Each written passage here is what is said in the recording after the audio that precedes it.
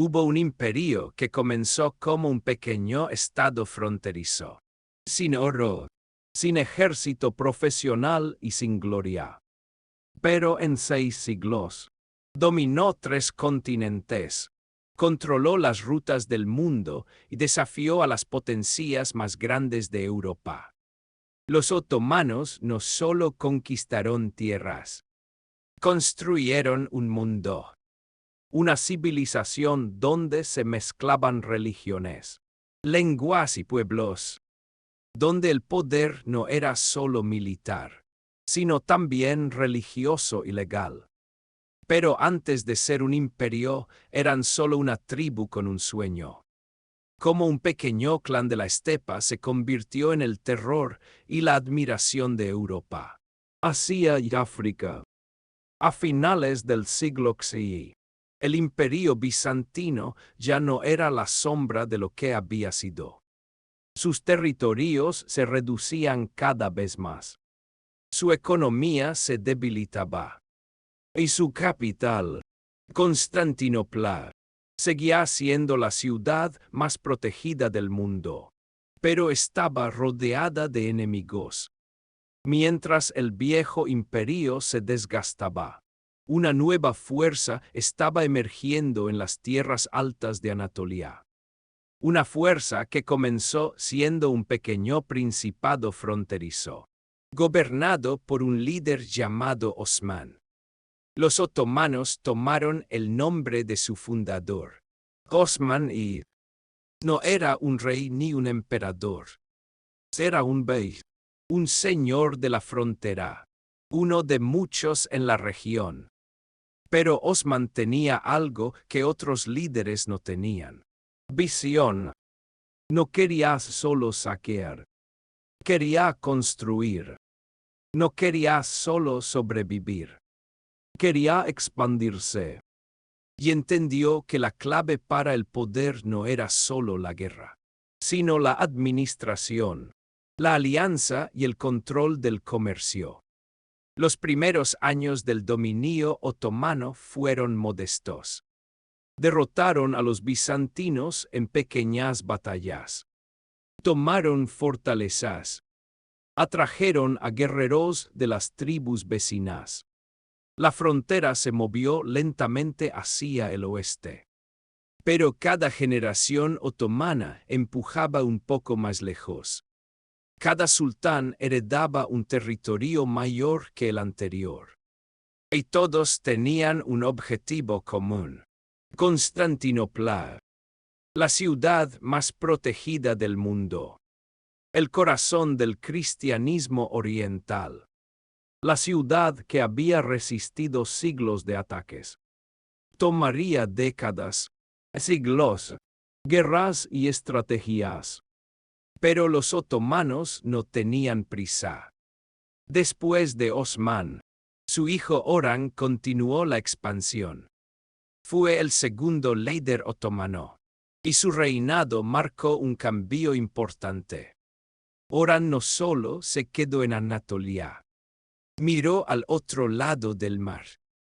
Cruzó el estrecho de los Dardanelos y estableció la primera presencia otomana en los Balcanes. Esa presencia era pequeña al principio, pero dio a los otomanos algo vital: una puerta de entrada al continente europeo. Los otomanos avanzaron rápidamente en los Balcanes.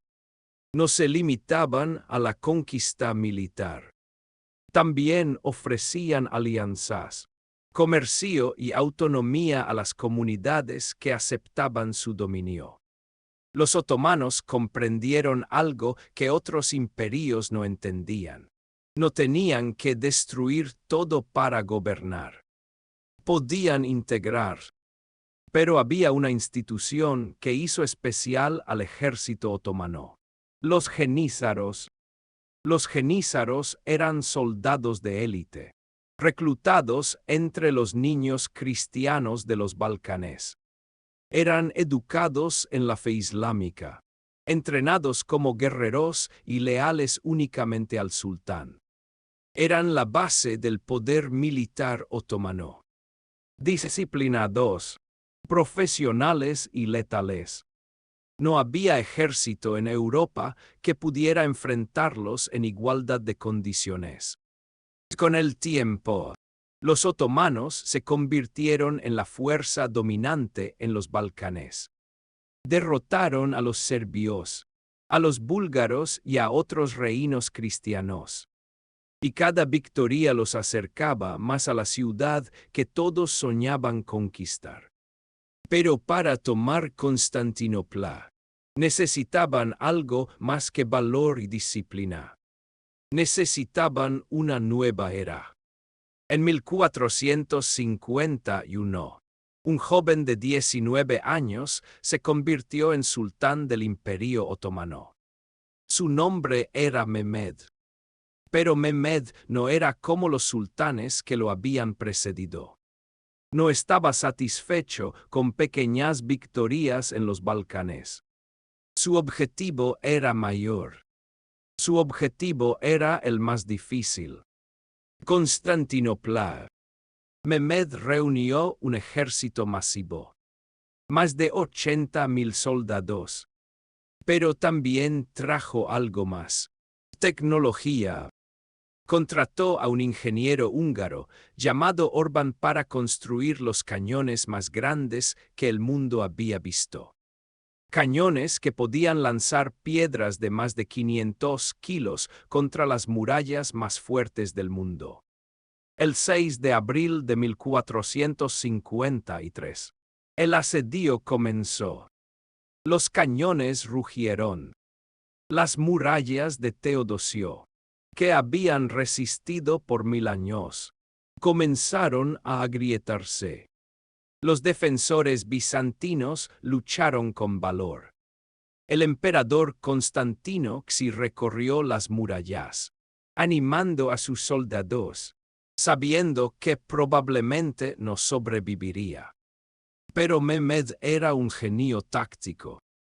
Para rodear la ciudad por mar, arrastró sus barcos por tierra sobre troncos de madera. Los introdujo en el Cuerno de Oro por una ruta que nadie esperaba. El 29 de mayo de 1453, después de 53 días de asedio, los otomanos entraron en la ciudad. Constantinopla había caído. Mehmed ahí entró en la ciudad como conquistador, pero no la destruyó. Ordenó que fuera preservada, que se construyeran mezquitas, que la ciudad se convirtiera en la nueva capital del Imperio Otomano. Santa Sofía, la catedral más grandiosa de la cristiandad oriental, fue convertida en mezquita. El poder otomano estaba en su cenit. La ciudad que había sido el corazón del cristianismo oriental ahora era el centro del poder otomano. Pero este era solo el comienzo. En el siglo XV, el Imperio Otomano alcanzó su máximo esplendor. Y ese esplendor tiene un nombre: Suleimán. Suleimán el Magnífico, llamado así por los europeos, gobernó durante 46 años. Fue el sultán más famoso del Imperio Otomano. Bajo su mando, el imperio se expandió como nunca antes. Sus ejércitos tomaron Belgrado, Rodas, Hungría y gran parte del norte de África. Su flota controlaba el Mediterráneo. El imperio se extendía desde Argelia hasta Bagdad, desde el Mar Rojo hasta el Danubio. En 1529, Suleimán sitió Viena. Fue el intento más serio de los otomanos de penetrar en Europa central. La ciudad resistió, pero el impacto fue profundo. Europa tembló. Pero Suleimán no fue solo un conquistador. Fue un legislador. Codificó las leyes otomanas, creando un sistema legal que regía el imperio durante siglos. Por eso los otomanos lo llamaron Kanuni, el legislador. Bajo Suleimán, el Imperio Otomano era uno de los estados más diversos del mundo. El sistema de millets permitía que las comunidades religiosas no musulmanas, cristianos, judíos, armenios mantuvieran sus propias leyes y costumbres. El imperio también floreció culturalmente. El arquitecto Mimar Sinan construyó las mezquitas más grandiosas del imperio, incluyendo la Süleymaniyye en Estambul. La literatura, la poesía y el arte alcanzaron nuevas alturas. El Imperio Otomano controlaba las rutas comerciales que conectaban Europa con Asia. Las especias, la seda y la riqueza fluían a través de sus puertos y mercados. Era el centro del comercio mundial. Pero incluso el imperio más poderoso no puede ignorar el cambio. El Imperio Otomano parecía eterno. Pero el mundo estaba cambiando. Después de Suleimán, el Imperio Otomano entró en un periodo de lento pero constante declive. Los sultanes que siguieron no siempre tuvieron la misma habilidad militar o política. La sucesión al trono se volvió disputada. La intriga en el palacio creció. La administración se corrompió. Pero el problema más grave fue el cambio tecnológico. Mientras los ejércitos europeos se modernizaban con nuevas tácticas y armas, los otomanos se quedaban atrás. Las derrotas militares comenzaron a acumularse. Primero en Europa, luego en el norte de África, luego en el Cáucaso. El imperio perdió territorios que antes había dominado sin esfuerzo. Los sultanes intentaron reformar el imperio. Modernizaron el ejército. Reformaron la ley. Abrieron el comercio. Pero era demasiado tarde para detener el declive. El nacionalismo se extendió entre los pueblos del imperio. Los griegos se rebelaron primero. Luego los serbios, los búlgaros y los árabes. Cada uno quería su propio estado. En 1914, el Imperio Otomano entró en la Primera Guerra Mundial junto a Alemania y Austria-Hungría. Fue su último gran error. La guerra terminó con la derrota otomana. El imperio fue desmantelado por los vencedores. Las potencias europeas dividieron sus territorios como botín de guerra. Pero de las cenizas del imperio surgió un nuevo líder.